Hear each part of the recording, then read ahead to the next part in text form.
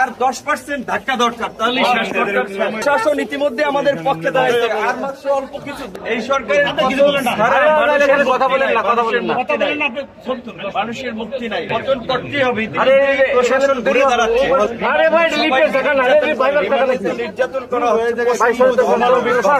অমানবিক নির্যাতন হচ্ছে। জুলাইয়া চোখ বাইদা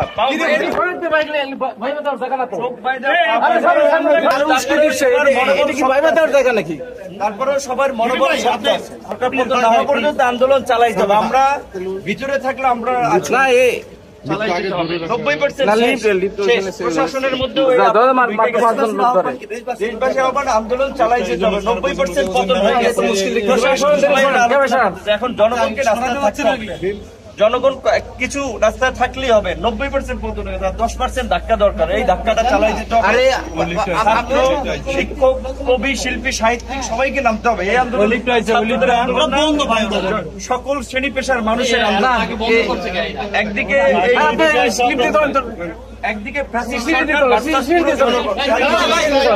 উনি সরকারের পর্যন্ত আন্দোলন চালাইতে হবে।